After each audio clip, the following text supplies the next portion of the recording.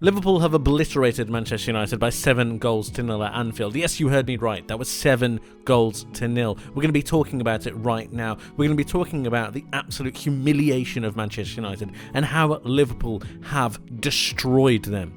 Please join me as we go through every single bit. There is so much to talk about. Make sure you like the video and subscribe. It really would mean a lot to me. But now, let's talk about Liverpool's biggest win over Manchester United. The game ended 7-0 to Liverpool. Yes, that is right. Liverpool 7, Manchester United 0. And when you look at a kind of scoreline like this, some kind of result that would have gone against the tides of what a lot of people would have assumed would happen in this match, you'd assume it would be something that's quite intricate, something that's quite complicated to be able to talk about. When actually, I actually think it's very, very simple to talk about. One team has mental fortitude, one team has a solidity behind what they're doing and a belief in the culture and the ideas that they represent, whereas another side really doesn't. They don't have the mental fortitude to be able to deal with high pressure situations. They don't have the mental fortitude to be able to deal with things that don't go their way, and that is a tale of what happened today, a tale of a team that has just given up the ghost, a tale of a team that has just put down their sword, put down their shield, and decided that there is no longer any point to play. If we have a look at the attacking momentum bar, we can see that this first half was actually quite even. You can see that Manchester United, for an away team performance, actually put in some decent shifts. I thought they did a good job of isolating certain areas. I thought they did a good job of counter-attacking through both the centre of the park and making sure that they're isolating the spaces behind Andy Robertson and Trent Alexander-Arnold. However, there is a crucial moment in this match, and it comes at around about the 45th minute, and it is this goal from Cody Gakpo, who was able to put Liverpool ahead at half-time, and this would have changed the team talk for Erik ten Hag massively. He would have told his team to stay focused, to stay alert, and that is exactly what they did not do 5 minutes after the return of the second half whistle. When this happens, all hell breaks loose, and I do mean that. Manchester United all went into hiding. They didn't know what to do, they didn't know how to play the game out, and they just gave up the ghost. I'm not kidding. We're going to have a look at the attacking lineups in just a second, because there needs to be some talk about some of these players, but we're going to focus on Liverpool to begin with, because I thought Liverpool were absolutely sensational. In a lot of the play that they did, they thoroughly deserved the rewards that they got. I thought Darwin Núñez cutting inside was brilliant. Cody Gakpo dropping into that central defensive midfield, or that central attacking midfield position, I should say. That Roberto Firmino role that we know so well, his dropping into midfield to help and stop the likes of Fred or Casemiro playing out, just to give that little bit of added pressure, and then having Mo Salah and Darwin Núñez make those cutting runs past him to be able to have some kind of penetration going the other way. Jordan Henderson looked like a player of old, and Harvey Elliott is really starting to grow into his boots. He's only a young player still, however, he is really starting to mature with some of his performances.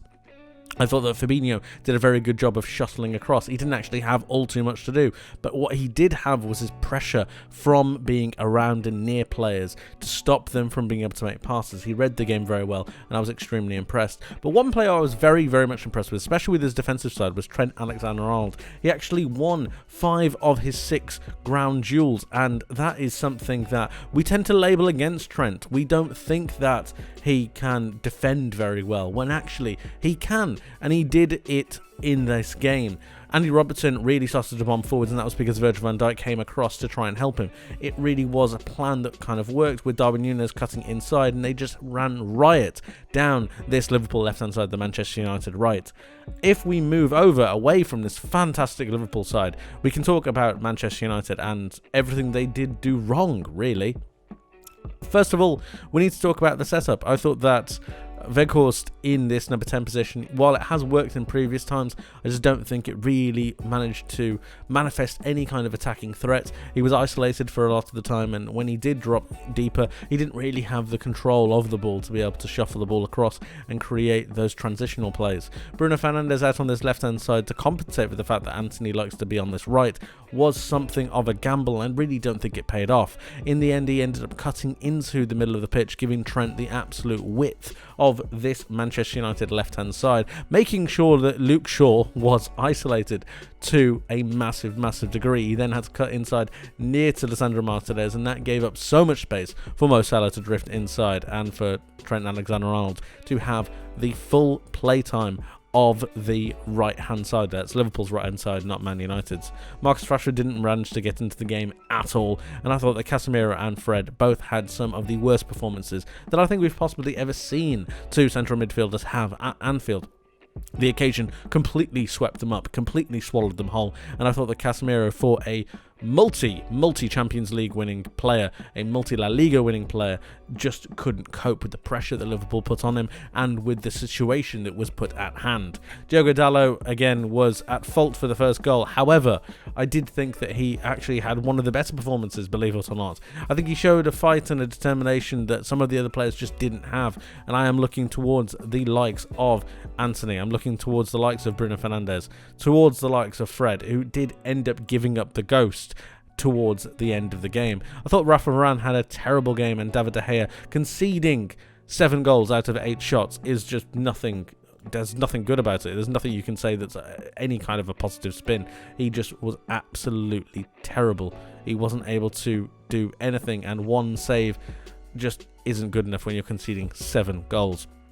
Let's have a look at the player average positions, because some of these details are very, very interesting. If we have a look at Liverpool now, you can see the forward nature of Andy Robertson and Trent Alexander-Arnold. This was because Darwin Núñez came into the forward line and really took up that position that Cody Gakpo played, giving Robertson that space. Cody Gakpo taking up the central attacking midfield position and giving himself the ability to both link with midfield but also link with Mo Salah, who ended up making a lot of darting runs down into the pitch. If we contrast this Liverpool attacking lineup, look, you can see the balance, you can see the players, you can see a clear system of play. You can see that these are the defenders, obviously, you can see that this is the midfield, and you can see that these are the main forward players. However, if we contrast that, you can see all of these players together.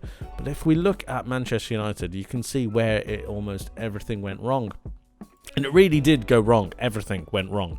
You can see there was almost a divide between the forward 3 and then the rest of the team. You can see that Wout Weghorst drops a little bit deeper to try and receive the ball, but it just doesn't work. Casemiro and Fred drop too far to be too isolated with their centre-back partners, and then while Luke Shaw and Diogo Dalot want to go forwards to try and get on the ball, they ended up leaving themselves exposed down these flanks. It's this flank that I told you about with Trent Alexander-Arnold, and it was also this one with Andy Robertson. It's like they just didn't understand how Liverpool were going to play the game, and they thought they could impose themselves. They are nowhere near that kind of quality, and they are nowhere near that kind of determination or tactical planning at the moment with their setup to be thinking that they could go to Anfield and just play their game and expect everything would turn out all right. You need to understand how good these fullbacks are. You need to understand why Trent Alexander-Arnold and Andy Robertson are probably some of the best fullbacks in the world right now. And they just did not give Liverpool the respect that they deserve going forwards into this game, especially at Anfield. Let's finish up with the statistics, because there is a lot to talk about. You know you're having a good day when you have an XG of 2.78 and you score 7 goals. That is just incredible. Manchester United were obviously with an XG of 0.82, but everything goes in Liverpool's favour. 60% ball possession. You have 8 shots on target. Like I said, they scored 7 goals from that. You have the amount of corners they have. Everything went in Liverpool's favour, and it's surprising because of how almost fared and shared the first half was. And then come into the second half, Manchester United just completely capitulated. It was quite shocking to see a team of that nature just fall apart at the seams due to the intensity, due to the press, and due to the natural power of Liverpool. We can see that they had 6 big chances. They even missed 2 of them. It could have been worse. Believe it or not, it could have been worse.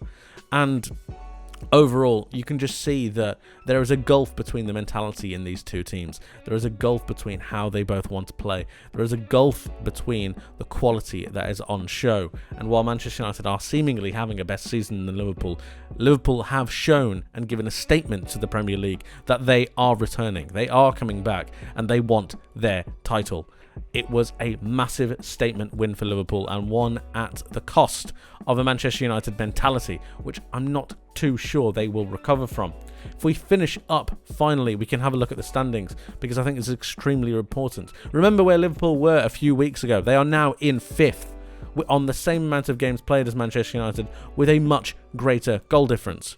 Now, with the massive mentality problem that this will put on Man United, it wouldn't surprise me that in a few weeks' time, you're going to see these two sides swap places. The game ended, as I said, Liverpool 7, Manchester United 0. Will Manchester United ever recover from this? It's doubtful. It's doubtful. But Liverpool will be high and flying, and hoping that there is more to come.